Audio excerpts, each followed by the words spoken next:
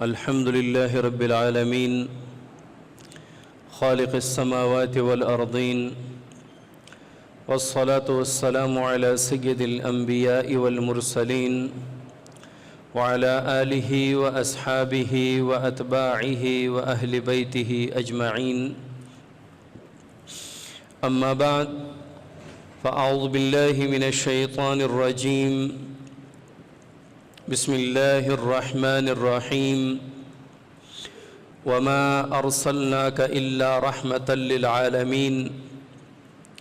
صدق اللہ العظیم. ربیع الاول کا مبارک مہینہ چل رہا ہے اور آج تیسرا جمعہ ہے. حضور صلی اللہ علیہ وسلم کی مبارک سیرت پر بیان ہو رہا ہے. آپ صلی اللہ علیہ وسلم کی سیرت بیان کرنا، آپ صلی اللہ علیہ وسلم کی مدح سرائی کرنا، آپ صلی اللہ علیہ وسلم کا ذکر خیر کرنا، آپ صلی اللہ علیہ وسلم کی سیرت و صورت بیان کرنا، یہ بھی عبادت ہے. ہم نے مختصر سیرت کورس کے نام سے یہ سلسلہ شروع کیا ہے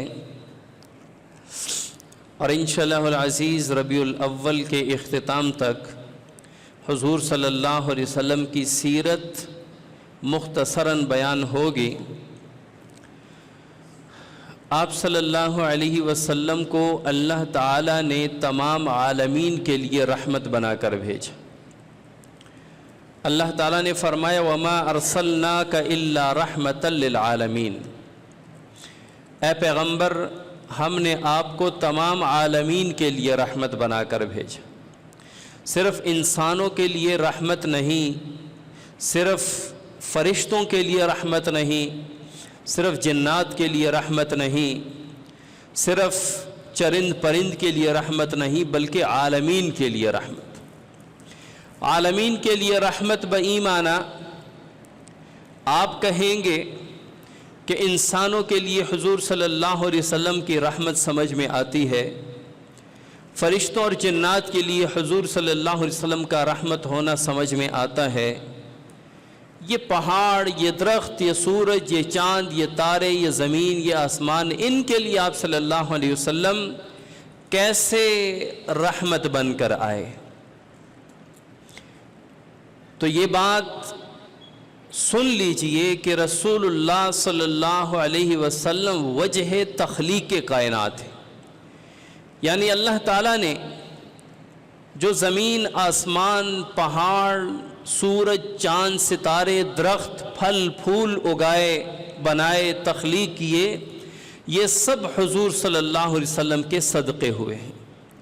یہ سب حضور صلی اللہ علیہ وسلم کے سبب ہوئے ہیں. تو جو چیزیں اللہ تعالیٰ نے حضور صلی اللہ علیہ وسلم کی وجہ سے پیدا فرمائے ہیں، آپ صلی اللہ علیہ وسلم ان کے لیے بھی رحمت بن کر آئے.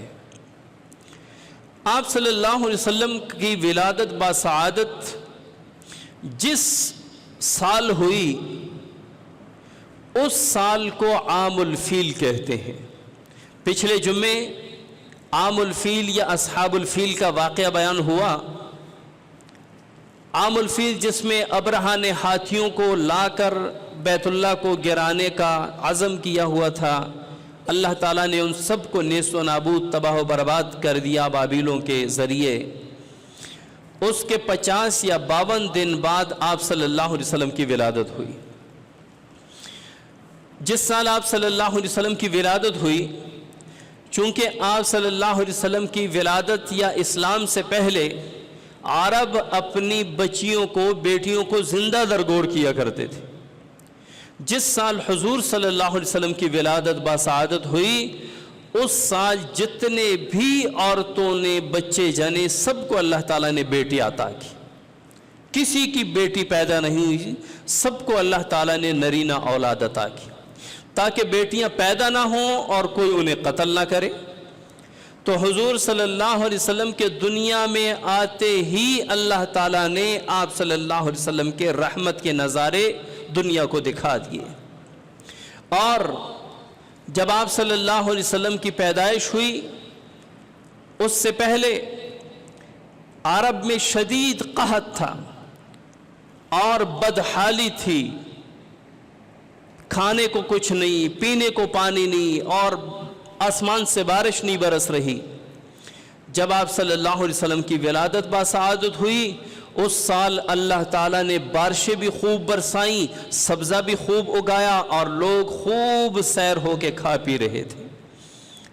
یہ حضور صلی اللہ علیہ وسلم کی پیدائش کے وقت اللہ تعالیٰ نے آپ صلی اللہ علیہ وسلم کی رحمتیں دنیا کو دکھا دی۔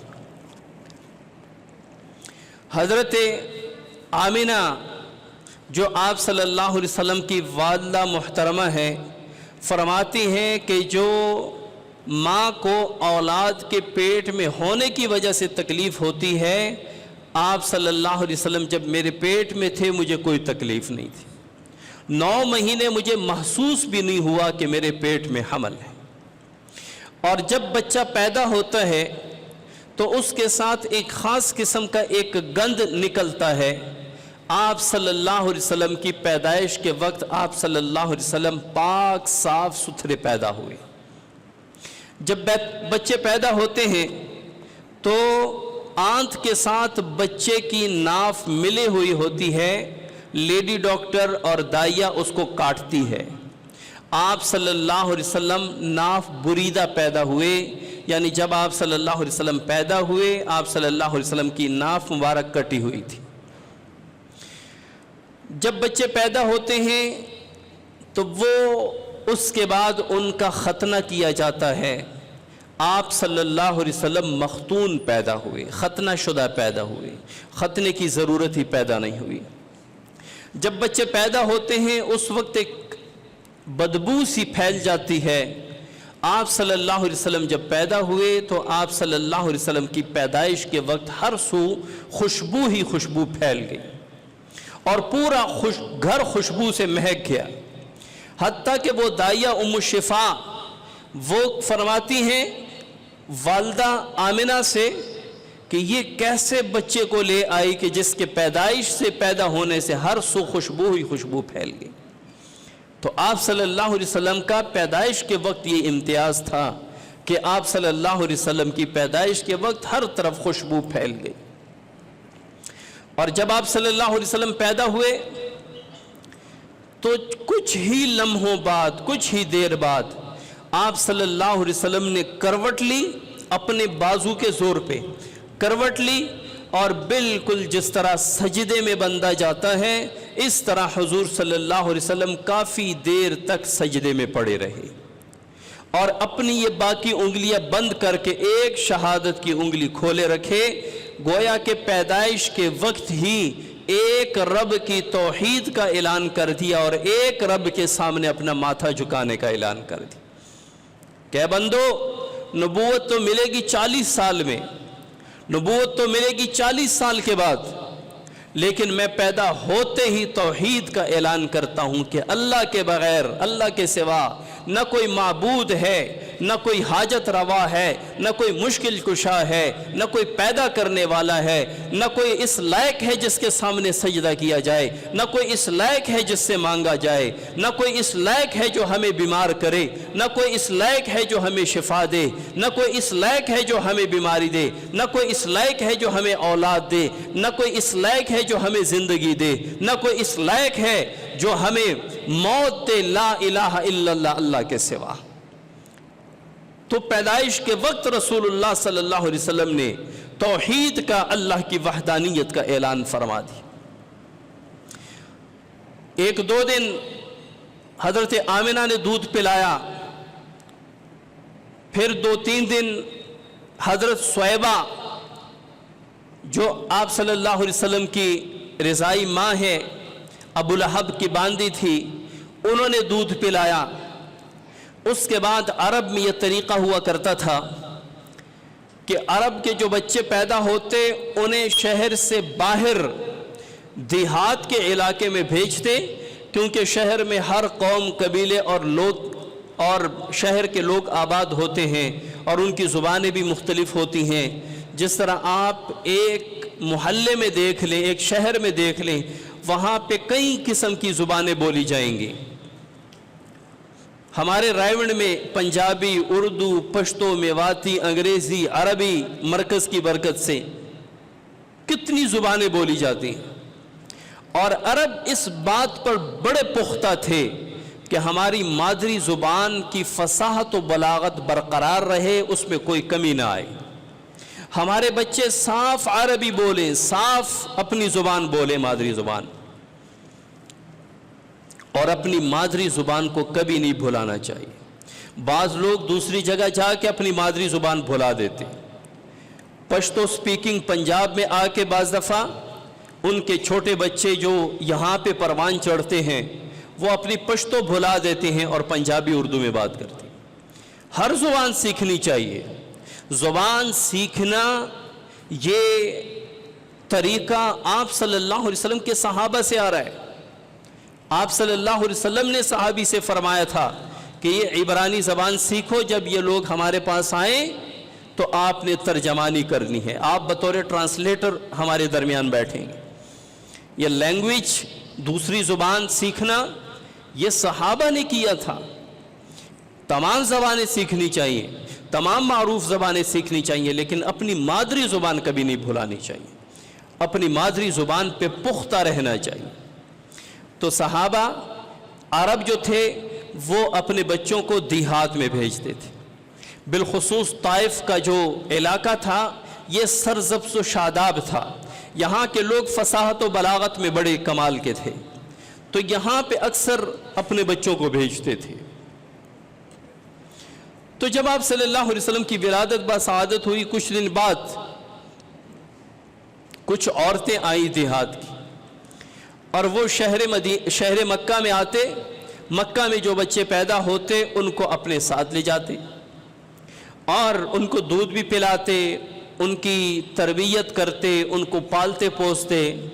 جب وہ دودھ پلانے کی عمر مکمل ہو جاتی یا کچھ بچے چلنا پھرنا، بھاگنا دوڑنا شروع کر دیتے تو واپس شہر میں لا کر اپنے والدین کے سپرد کر دیتے۔ تو یہ عورتیں آئی تھیں مکہ میں بچوں کو لینے کے لیے، چونکہ رسول اللہ صلی اللہ علیہ وسلم کی ولادت باسعادت سے پہلے آپ صلی اللہ علیہ وسلم کے والد ماجد کا انتقال ہو گیا تھا۔ آپ صلی اللہ علیہ وسلم ابھی شکم مادر میں تھے، اپنی ماں کے پیٹ میں تھے، جب آپ صلی اللہ علیہ وسلم کے والد ماجد حضرت عبداللہ کا انتقال ہو گیا۔ تو آپ صلی اللہ علیہ وسلم در یتیم کہلائے۔ تو جب عورتیں آتی، حضرت آمنہ کا دروازہ کھڑکاتی اور پوچھتی بچہ ہے؟ ہاں ہے۔ والد کو بلائیں تاکہ ہم ان سے ڈیل کریں، ہم ان سے اجرت طے کریں، ہم ان سے بات کریں کہ ہمیں اس بچے کے دودھ پلانے کی اور اس کا خیال رکھنے کی کتنی اجرت دیں گے۔ جب ان کو پتہ چلتا کہ آپ صلی اللہ علیہ وسلم یتیم ہیں، آپ صلی اللہ علیہ وسلم کے والد ماجد دنیا میں نہیں ہیں، تو وہ آگے چلے جاتی۔ وہ کہتے کہ جب ان کے والد ہی نہیں ہیں تو ہمیں اجرت کون دیں گے؟ سب کو بچے مل گئے۔ حضرت حلیمہ، جس کو حلیمہ سعدیہ کہتے ہیں، سعدیہ کہتے ہیں خوش نصیب کو، خوش بخت کو۔ حضرت حلیمہ سعدیہ کی اونٹنی کمزور تھی، اپنے خاوند کے ساتھ آئی تھی، ان کو کوئی بچہ نہ ملا، تو انہوں نے کہا کہ ویسے جانے سے بہتر ہے کہ حضرت آمنہ کا بیٹا ہی ہم ساتھ لے جائیں، آپ صلی اللہ علیہ وسلم کو ہی ساتھ لے جائیں۔ تو وہ آئیں اور حضرت آمنہ سے حضور اکرم صلی اللہ علیہ وسلم کو لے کے۔ ہاں، اس سے پہلے جب آپ صلی اللہ علیہ وسلم کی ولادت باسعادت ہوئی اور حضرت عبد المطلب کو پتہ چلا، جو آپ صلی اللہ علیہ وسلم کے دادا جان تھے، تو چونکہ آپ صلی اللہ علیہ وسلم کے والد ماجد حضرت عبداللہ عبد المطلب کے بیٹے جوانی میں فوت ہو گئے تھے، تو ان کی جوانی کی وفات کا غم اور دکھ ابھی سینے میں تھا، اور حضرت عبداللہ کا بیٹا آپ صلی اللہ علیہ وسلم کی ولادت ہوئی تو عبد المطلب نے اس کو اٹھایا اور بیت اللہ شریف کے پاس لے آئے۔ لوگوں نے پوچھا نام کیا رکھا ہے؟ عبد المطلب نے فرمایا کہ میں نے اس کا نام محمد رکھا ہے۔ انہوں نے کہا کہ یہ کیسا نام ہے؟ یعنی عرب میں پہلے یہ نام نہیں رکھا جاتا تھا. جس طرح ہمارے معاشرے میں اگر کوئی عجیب نام رکھے دوسرے قوم ذات پات کا، جس طرح ہمارے سرگودا میں ہم پڑھتے تھے تو ایک باپ جو تھا وہ بچے کو داخل کرنے کے لیے لایا تھا، تو ان سے نام پوچھا گیا تو انہوں نے نام بتایا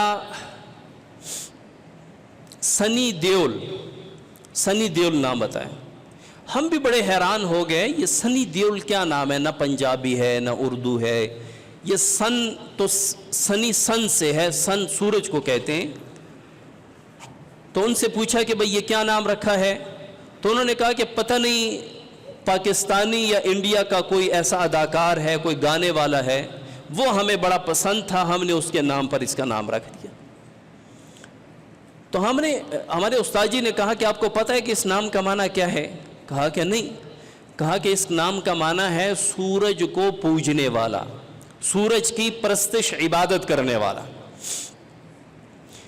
اب یہ عجیب نام تھا تو ہمیں بھی عجیب لگا. تو عرب میں چونکہ محمد نام نہیں رکھا جاتا تھا تو انہوں نے کیا کیا؟ تو انہوں نے پوچھا کہ یہ کیسا نام؟ فرمایا کہ میرا بیٹا بڑا عالی شان ہے. محمد کا معنی جس کی بار بار تعریف کی جائے، ہر کوئی اس کی تعریف کرے. جیسا کہ آتا ہے کہ کفار محمد نہیں کہتے تھے. مشرکین مکہ جو دشمن تھے بعد میں جب آپ صلی اللہ علیہ وسلم کو نبوت ملی، وہ محمد نہیں کہتے تھے. چونکہ محمد کہنے سے خود بخود آپ صلی اللہ علیہ وسلم کی تعریف ہو جاتی. محمد کا معنی جس کی تعریف کی گئی، بار بار جس کی تعریف ہوتی ہو اس کو کہتے ہیں محمد. تو وہ نعوذ باللہ معاذ اللہ محمد کی جگہ کہتے تھے مذمم، جس کی برائی کی جائے. تو صحابہ آپ صلی اللہ علیہ وسلم سے عرض کرتے اے اللہ کے حبیب یہ آپ کو مذمم کہتے ہیں، آپ کوئی جواب نہیں دیتے. قربان جائیں حضور صلی اللہ علیہ وسلم کے عالی اخلاق سے. آپ صلی اللہ علیہ وسلم فرماتے یہ مجھے تھوڑی کہہ رہے ہیں، میں تو محمد ہوں، یہ تو مذمم کو کہہ رہے ہیں، یہ تو مذمم کو برا بھلا کہہ رہے ہیں، میں تو محمد ہوں. یعنی دشمن کی جواب کا بھی ایسا رد عمل دینا کہ جس سے دشمن کے دل میں بھی ایک عزت اور احترام بیٹھ جائے. کچھ ان کے خلق نے کر لی، کچھ ان کے پیار نے کر لی، مسخر اس طرح دنیا شہ ابرار نے کر لی. آپ صلی اللہ علیہ وسلم کے عالی اخلاق. تو آپ صلی اللہ علیہ وسلم کا نام محمد رکھا. آپ صلی اللہ علیہ وسلم کو حضرت صہیبہ نے دودھ پلایا 2 دن. اس کے بعد حضرت حلیمہ سعدیہ وہ پورا وہ وفد آیا عورتوں کا، بچے لے گئے. تو حضرت حلیمہ نے سوچا کہ خالی ہاتھ جانے سے پہلے یہی در یتیم میں اپنے ساتھ لے جاتی ہوں. تو انہوں نے جب محمد صلی اللہ علیہ وسلم کو اٹھایا، گود میں رکھا، تو وہ کمزور اور نحیف حلیمہ سعدیہ کی چھاتی دودھ سے بھر گئی.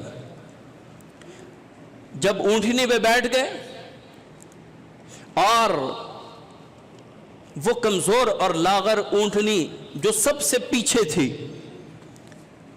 وہ دوڑ میں اور چلنے میں سب سے آگے نکل گئی، اور باقی عورتیں پریشان کہ حلیمہ یہ کیا اٹھا لائی ہو؟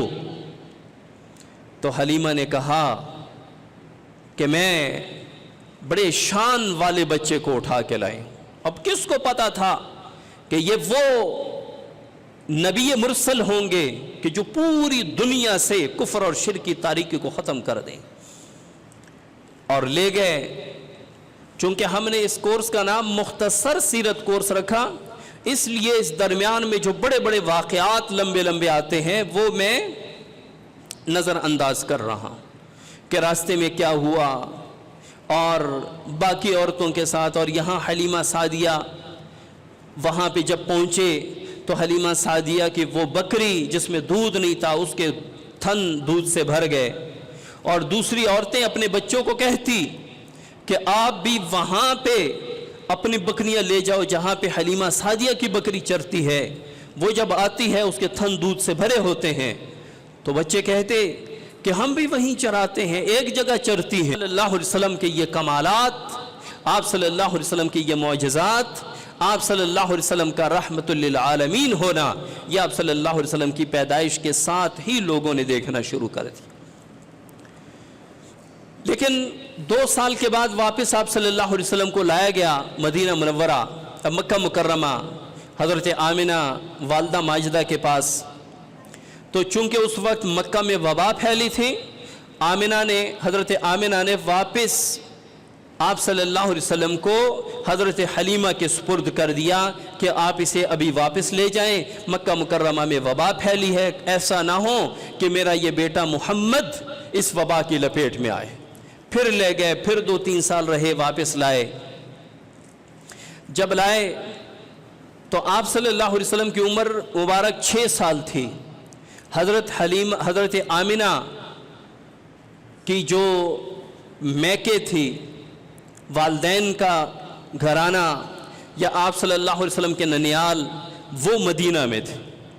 تو حضرت آمنہ آپ صلی اللہ علیہ وسلم کو لے کر مدینہ منورہ گئے، وہاں پہ 1 مہینہ گزار کر واپس آئے، لیکن راستے میں مقام ابوا پر حضرت آمنہ کی طبیعت ناساز ہوئی اور مقام ابوا پر انتقال کر گئے۔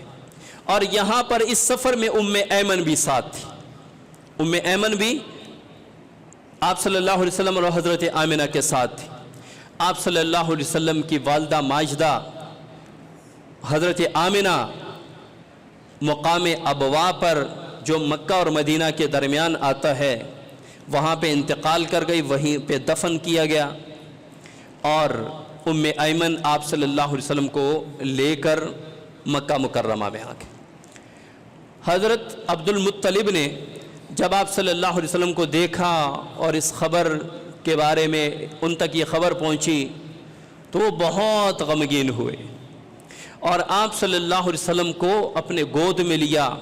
آپ صلی اللہ علیہ وسلم کے دادا جان تھے عبد المطلب، تو آپ صلی اللہ علیہ وسلم سے بہت محبت کرتے، آپ صلی اللہ علیہ وسلم کو اپنے سے الگ نہیں کرتے، آپ صلی اللہ علیہ وسلم کو اپنے سے جدا نہیں کرتے، آپ صلی اللہ علیہ وسلم کا بہت خیال رکھتے۔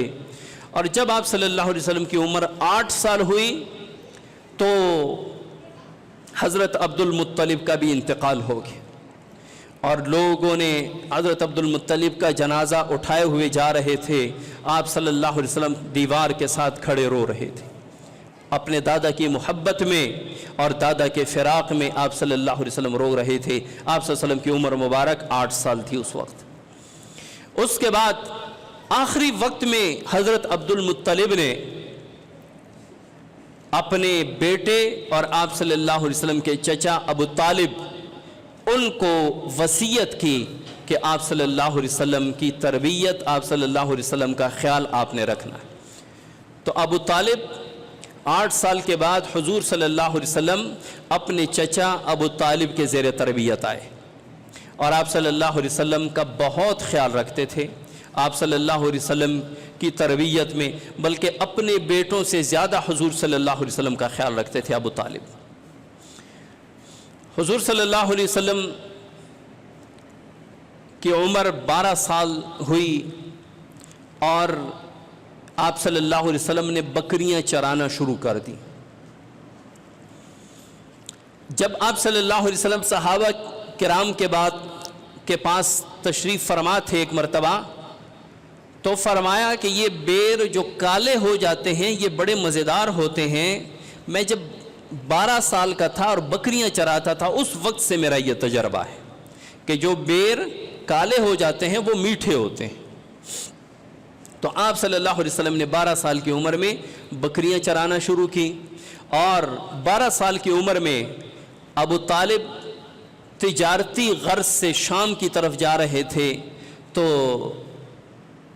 آپ صلی اللہ علیہ وسلم کو چونکہ اپنے چچا ابو طالب سے بہت محبت تھی تو آپ نے بھی یہ ضد کی کہ میں نے بھی آپ کے ساتھ ملک شام جانا ہے تجارت کے لیے۔ اس کے بعد آپ صلی اللہ علیہ وسلم ابو طالب کے ساتھ تجارتی قافلے میں گئے۔ راستے میں ایک راہب آئے، انہوں نے آپ صلی اللہ علیہ وسلم کو دیکھ کر کیا کہا اور کس وجہ سے ابو طالب آپ صلی اللہ علیہ وسلم کو لے کر واپس راستے سے ہی مکہ مکرمہ آ گئے اور شام کا سفر نہیں کیا، انشاءاللہ اگلے جمعے اس پر بات ہوگی۔ کوشش کیا کریں یہ سیرت کا جو کورس چل رہا ہے اس میں بر وقت تشریف لایا کریں تاکہ حضور صلی اللہ علیہ وسلم کی سیرت سے آگاہی ہو۔ آپ صلی اللہ علیہ وسلم کی سیرت کو جانیں گے نہیں تو آپ صلی اللہ علیہ وسلم کی سیرت، آپ صلی اللہ علیہ وسلم کے سنت طریقوں پر عمل کیسے ہوگا؟ اللہ کریم سمجھ کی توفیق عطا فرمائے۔ وما علینا الا البلاغ۔